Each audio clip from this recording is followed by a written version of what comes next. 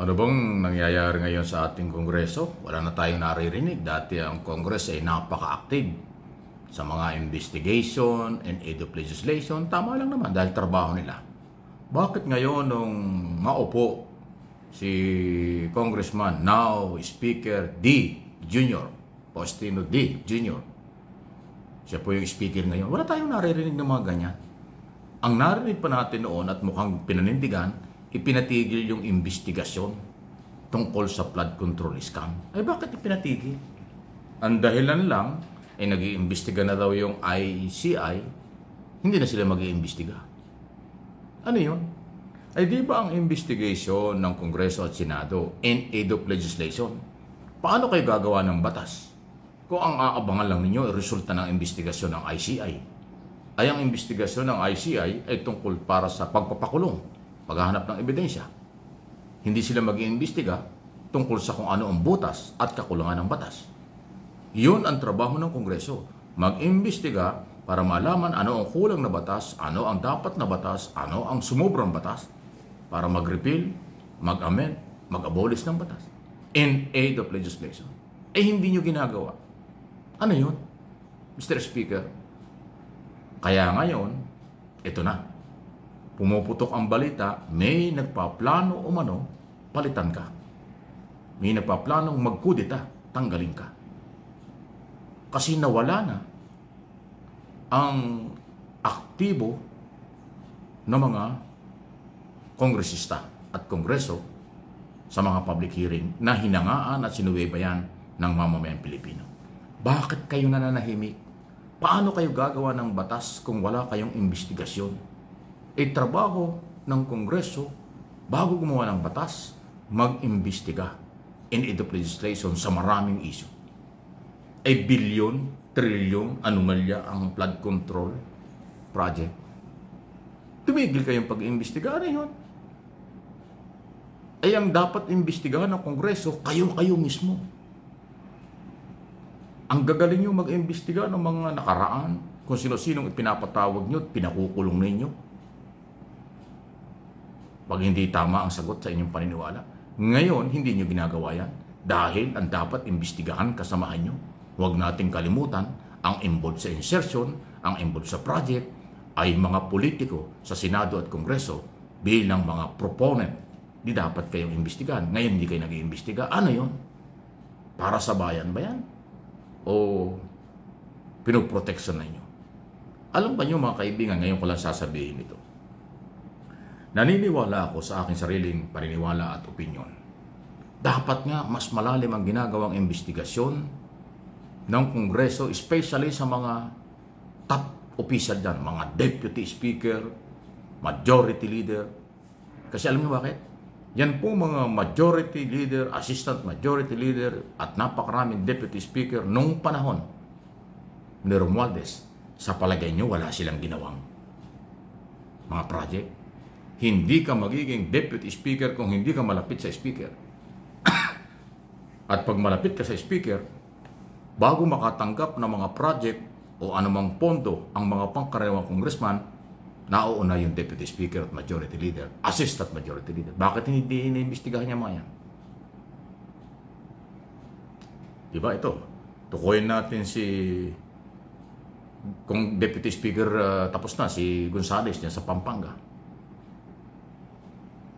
Imposibleng wala siya nadalang project yun. Matino ba yung project? Si Suarez, deputy speaker Suarez ng Quezon Province.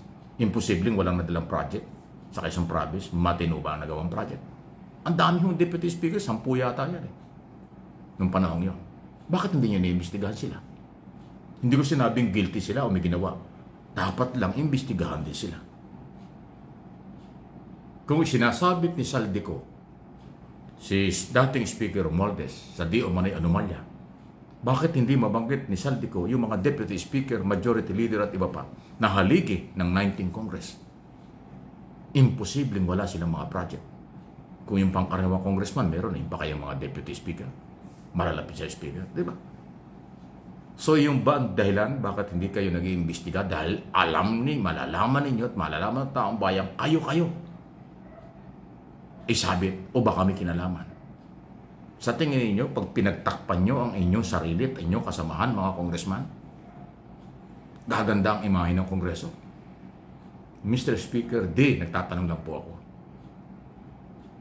Ang inaasahan ng taong bayan, pagbabago sa Kongreso under your leadership. Pero ang pagbabago ay katahimikan. Hindi namin kailangan ng katahimikan. Kailangan ng mamamayan ay ilabas ang katotohanan. Sino-sino?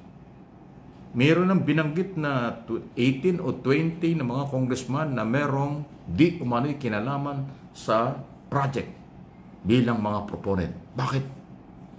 Hindi tinatanong yung mga yan. Ay ako naniniwala, hindi lang 18 congressman ang merong project sa kanyang distrito. Halos lahat ng congressman may project. Hindi ko sinabing corrupt, hindi ko sinabing inabuso, pero halos lahat ng congressman may mga pondong nadala sa distrito. Kahit party list nakapagdala rin ng mga pondo kung saan-saan nila dinadala. Yun po yun eh. Tapos ngayon hindi kayo nagpapaimbestiga. So, dahil nga ho diyan sa balita na mayroong grupo na gustong palitan or magkudita, tanggalin si D at magpalit ng iba. Ba?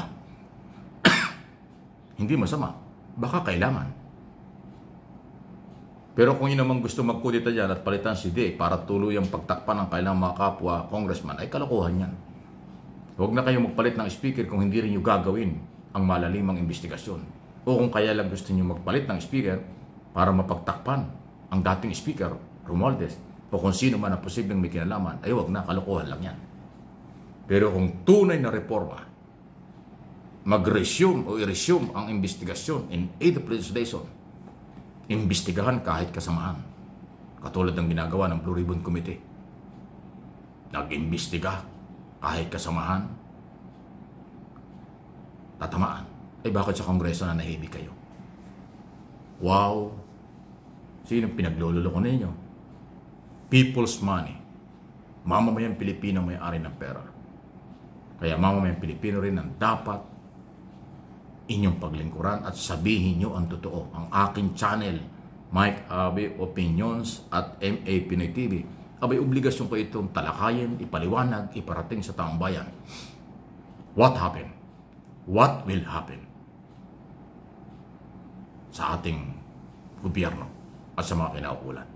Hindi naman akong mamagaling, pero kailangan malaman natin ang totoo. Huwag tayong umasa lang sa ICI at Ombudsman dahil may kanya-kanyang trabaho. Ang Executive Department nag-iimbestiga, pananagutin ang lahat ng sabit. Pero ang Kongreso dapat mag-imbestiga in aid of legislation. Eh bakit hindi nyo ginagawa? Anong meron sa inyo? Tuloy-tuloy ang sweldo nyo at allowance nyo at kung ano-ano. Nananahimik kayo? Eh paano yung posibleng nagnakaw? Posibleng ng abuso? Baliwala lang? Wow naman!